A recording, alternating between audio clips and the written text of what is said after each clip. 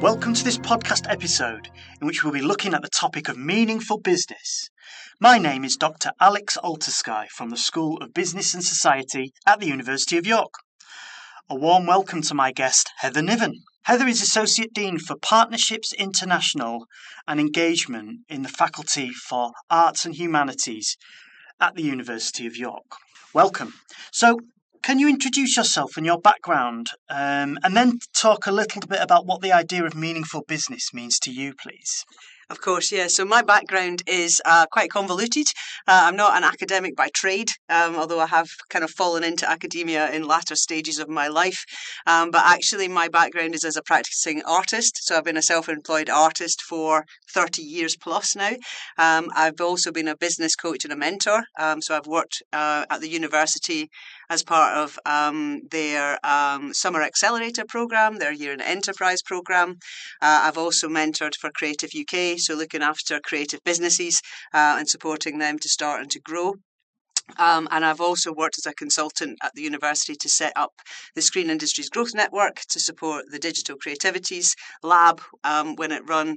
And before that, I worked for a company called Science City York in the city. Science City ran for 20 plus years. And as part of that, I used to run the Creative and Digital Business Network for Science City originally. And then I was innovation lead for a while. As part of that, I also co-wrote the Creative Industry Strategy for the City of York between 2019 and 24. But now I'm a teach. So I teach enterprise and innovation in the School of Arts and Creative Technologies. I also run an interdisciplinary course across the university for postgraduates and third year interactive media students. And that's around enterprise and entrepreneurialism. And so very recently, I also became the Associate Dean for Partnerships, Engagement and International for the Arts and Humanities faculty. So a bit of a convoluted trip really to get to where I am now. But I'm delighted to be working at the University of York and hope that I can bring a varied level of experience and insight into the podcast today. So you asked around what the idea of meaningful business means to me. So for me, that is all about business with a purpose. It's about creating value within your business or in your creative practice in a responsible way which creates and makes a positive impact. For me, that could be socially or environmentally, or it could also be contributing to successful business outcomes. And that could be for the people involved in the business, the employees, it could be the people that they engage with, it could be the stakeholders and shareholders. It could also be, just a general community or society that are impacted by that individual or that business. It sits alongside the UNESCO's Sustainable Development Goals as well. Meaningful business is something that's very important to UNESCO. And as a creative city of media arts, which are designated by UNESCO here in York, then for me, it's very important that we try and, and create meaningful businesses, support meaningful businesses here in the city. So that's kind of what it means for me. Brilliant, thank you. A very full CV there, so thank you so much for being with us today. So you talked about your arts background. I'm interested in focusing on a very important part of the economy, which is freelancing, and freelancing maybe specifically in the creative arts. Can you tell us a bit about working as a freelancer and how does this link to meaningful business? So I think the idea of freelancing in the creative industries, it's got some real positivity and it also has some great challenges. And in terms of how that links with meaningful business, it's you have an incredible freedom as a freelancer to be able to choose what you want to do, to operate in an area where you've got your passion, and you have a flexibility and autonomy as a freelancer that you might not have as a normal employee in a business. However, the creative and cultural industries and the arts sector are fraught with danger. They're often a very vulnerable sector. They're very affected by market forces. As a freelancer, you're in a very vulnerable position. There's quite a lot of precarity around being a freelancer. So although you have a fleetness of foot that you might not normally have in a business, and you can adapt and you can innovate and you can, you can try new things, work with loads of folk from different areas and be really stimulated. It's also something where, it can be very challenging from a day-to-day basis for a number of reasons. The creative and cultural industries, or actually possibly might be better to talk about a meaningful ecosystem rather than a meaningful business in the case of the creative and cultural industries, because it works so effectively as a large organization, which is, it's made up of practitioners, of NGOs, of charities, of local authorities. There's an entire ecosystem there which an individual freelancer will be plugged into. And so in a sense, it might be more appropriate to talk about a meaningful ecosystem in that sense. The arts sector, they contribute, I think in 2022, 49 billion in gross value add to the UK PLC. So that's performing artists, that's cultural sector, the creative industries kind of combined. So it's a massive amount of income for the UK. But in terms of their value and their meaningfulness, they are massively meaningful. They have many positive effects on the lives of people, and that's from everything from improving people's skills, their well-being and their health. It's things like, creative industries can have a positive impact on conditions such as depression or dementia or Parkinson's disease. Engagement with the arts enriches communities in ways that no other industry really does, in terms of building community spirit, in terms of reducing levels of criminal behaviour, for example. People prescribe the arts and the creative industries activities to reduce isolation, and it's a massive power for good. And I mean, could you imagine a world without creativity in it? It would be an incredibly grey place to exist. And so for me, just generally the creative and cultural industries are massively meaningful in terms of meaningful business in that term of adding cultural and social value, and so they actually do have the power to change the world. We can, if you imagine in terms of the persuasiveness of the creative industries, being able to visualize things, explain things, translate things, capture the hearts and minds and spirit of somebody, and move things forward and drive change. The creative industries are front and center. So in terms of that, they genuinely have the power to change the world. They can grab attention. They can get people thinking differently, and apart from anything else, they're massively fun. So there's a real good reason why a freelancer would want to work in the creative industries. To be part of that club, and to be part of that environment, is massively exciting. And so for me, despite the fact I have a day job, I've always had a passion for arts. Since I could write, I've painted and I've sculpted, and it's something for me that's part of my DNA. And I can't imagine a life without it. And I think a lot of creatives feel the same way. For them, it's something that is part of their DNA. It's part of who they are. It's something they just have to do. And so, to be able to do that full time for a lot of people is their dream. However, it does come with a lot of challenge. Having that flexibility to do what you love is great. You can have a family, you can work around that. You can have that flexibility. However, if you're working for other people, because usually a freelancer is working on project based, initiatives. So they're usually short term projects. They usually happen 3 to 6 month period, and then you move on to the next one. So although you have this freedom, also you are tied at the times when you're doing those projects. There's an expectation there in terms of what you have to do within that time, and often you're tied to other people's times as well, so that there isn't necessarily as much freedom during those times as you might imagine.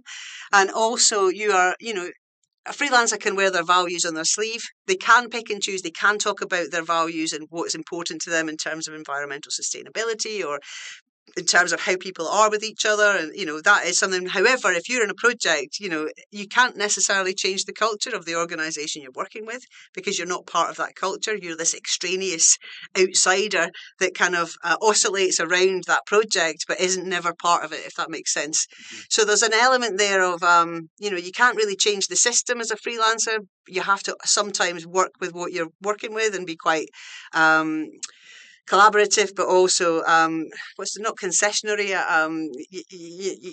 There's a lot of give and take. You have to concession. Yeah, you have to make concessions. Yeah, exactly. So there's some autonomy to pick and choose who you work with, but often in the creative industries, that pipeline of work is really challenging. You have to be constantly looking for the next piece of work. You have to have that pipeline. And then things like COVID or cost of living can scupper the life of a freelancer for a period of time. And it means that pipeline of work breaks down. So in order to keep that pipeline of work, you have to be a jack of all trades. You can't just be really good at being creative. You can't just be really good at performing or painting or whatever it is your industry is, visualizations or whatever it is you do. You also have to be fantastic at networking.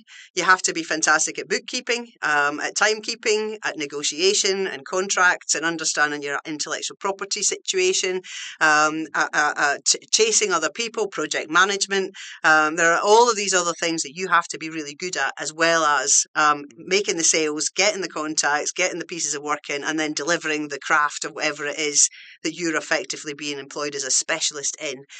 So it can be a really precarious situation being a freelancer.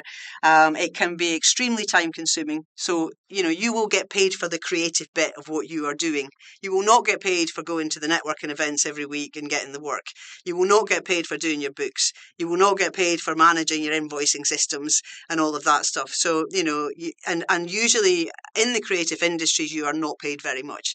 Even if it's an Arts Council grant, it's still, you're not going to get paid more than 200 to 300 quid a day. And if you think about what a consultant gets paid or a Unity developer or whoever else, that's peanuts. Mm-hmm. And out of that, you've got to factor in all of those other elements to the freelancing role. So it's a tricky situation as a freelancer. I mean, I can see that being a freelancer, you could get great meaning from your work because you're doing what you like doing. If you like painting, if you like creating music, whatever. But it seems like there's all these challenges on the other side. It's almost managing these things together. And I think what you were describing there is you've got to be very, very entrepreneurial as well. So how do it could be a lonely life? How does that individual freelancer kind of deal with all that? Do they group together with others, form collectives? How do they do it? So you're right, it can be a very isolating and lonely life being a freelancer. I think a lot of freelancers really do struggle with that, especially if they're living in their studios on their own. And I have been there, actually. I prefer personally to running my own business as an artist, but also to have another job at the same time. For me, I have to have the input in order to create the output. So for me personally, I find that having a portfolio approach to working it works really well for me. But for a lot of creatives, it's back to that word ecosystem, a meaningful ecosystem as well. In York specifically, and I've worked with the creative industries in York and the cultural sector in York now for a long time. And what I am always amazed at and delighted at is the fact that the creative industries in the city are really friendly. They work really well together. They are keen to collaborate with each other. They are aware and mindful and interested in supporting the younger folk coming through. They will take them under their wing at networking events. They will introduce them to people. They will be friendly. They are happy to work with each other. There's no dog eats dog mentality in the creative industries in the city. If there's a person who's in an area in the creative industries and they have work they can't do, they will pass it on to somebody else who's in that similar field. So there is a real nurturing and supportive environment there. And so, I think as part of that freelancing way of living, it's really important to plug yourself into those networks. And that will be the same across the world. Wherever you are, there will be a creative and cultural network. And they will have beers at the weekends, or they will have events that they will go to, or speakers. And it's important. Apart from anything else, it's important for your sanity, and it's important in terms of feeling valued and to value each other. And that's really, really important. It's a criticism of the freelancing world, is the fact that because you're in and out of a project, often your work is not valued. But it's not valued by the end customer, because they don't know that you were part of that project. You can often be the unknown person in the background who's doing the magic, but nobody sees you. And so it's important being part of those networks to feel valued, to value yourself, and being part of those events is really important for that, for your self-esteem. But also, they're absolutely crucial for when you want to get the next piece of work.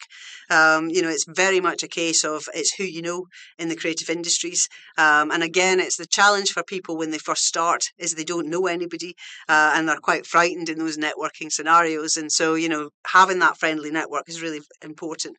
But once you are in that network, it's having those conversations, and knowing people and knowing where the work's coming from, and also having relationships with funding bodies like the Arts Council, for example, or the Heritage Lottery Fund, or the other kind of bigger players that are providing those funds. It's really important that you are visible to them and that they understand your reputation and your quality.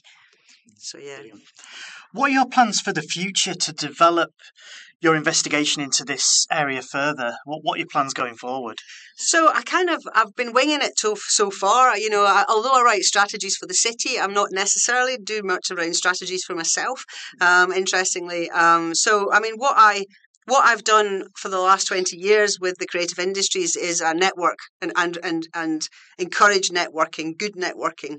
As part of Science City, we used to put on networking events regularly, and a piece of advice to freelancers is good networking, do good networking. So for me in the future is to continue to support that ecosystem through either encouraging events to happen or people to connect with each other, providing strategic support for that, providing individual business support for that, but also as part of my work at the university to educate the next generation of creatives to be innovative and entrepreneurial and to champion our amazing industries and practitioners. So really doing more of what I do, but also plugging the creative industries into the university ecosystem as well, and making sure that the young people coming through have got access to the business skills they need for a lot of that freelance stuff that isn't the craft, as well as helping to encourage them to be a part of that business network where they're going to get the paid work. Brilliant. Thank you so much, Heather, for your incredibly valuable insights on meaningful business linked to these topics. These things are so important you've been talking about. I wish you the best of luck with all your future plans investigating this area. Thank you very much, Alex. Thank you. Pleasure to talk to you. Until next time.